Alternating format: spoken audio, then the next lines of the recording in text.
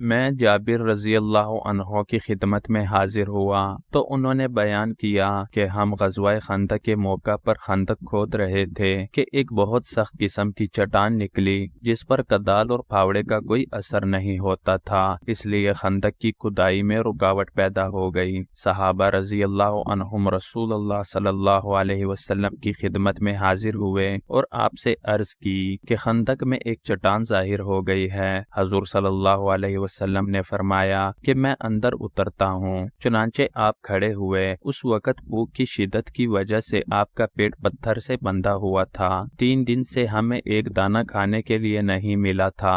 حضور صلی اللہ علیہ وسلم نے کدال اپنے ہاتھ میں لی اور چٹان پر اس سے مارا، چٹان ایک ہی ضرب میں بالوں کے ڈھیر کی طرح بہہ گئی۔ میں نے عرض کیا، یا رسول اللہ، مجھے گھر جانے کی اجازت دیجیے۔ گھر آ کر میں نے اپنی بیوی سے کہا کہ آج میں نے حضور اکرم صلی اللہ علیہ وسلم کو فاقوں کی وجہ سے اس حالت میں دیکھا کہ صبر نہ ہو سکا، کیا تمہارے پاس کھانے کی کوئی چیز ہے؟ انہوں نے بتایا کہ ہاں، کچھ جو ہیں اور ایک بکری کا بچہ۔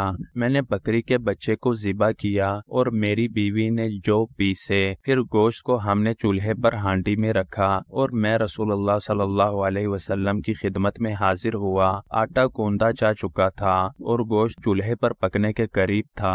حضرت صلی اللہ علیہ وسلم سے میں نے عرض کیا، گھر کھانے کے لیے مختصر کھانا تیار ہے یا رسول اللہ، آپ اپنے ساتھ 1-2 آدمیوں کو لے کر تشریف لے چلیں۔ حضور صلی اللہ علیہ وسلم نے دریافت فرمایا کہ کتنا ہے؟ میں نے آپ کو سب کچھ بتا دیا۔ آپ نے فرمایا کہ یہ تو بہت ہے اور نہایت عمدہ اور طیب ہے۔ پھر آپ نے فرمایا کہ اپنی بیوی سے کہہ دو کہ چولہے سے ہانڈی نہ اتاریں اور نہ تنور سے روٹی نکالیں، میں ابھی آ رہا ہوں۔ پھر صحابہ سے فرمایا کہ سب لوگ چلیں، چنانچہ تمام انصار و مہاجرین تیار ہو گئے۔ جب جابر رضی اللہ عنہ گھر پہنچے تو اپنی بیوی سے انہوں نے کہا، اب کیا ہوگا؟ رسول اللہ صلی اللہ علیہ وسلم تو تمام مہاجرین و انصار کو ساتھ لے کر تشریف لا رہے ہیں۔ انہوں نے پوچھا، حضور صلی اللہ علیہ وسلم نے آپ سے کچھ پوچھا بھی تھا؟ جابر رضی اللہ عنہ نے کہا کہ ہاں۔ حضور صلی اللہ علیہ وسلم نے صحابہ سے فرمایا کہ اندر داخل ہو جاؤ لیکن ازدحام نہ ہونے پائے۔ اس کے بعد حضور صلی اللہ علیہ وسلم روٹی کا جورا کرنے لگے اور گوشت اس پر ڈالنے لگے۔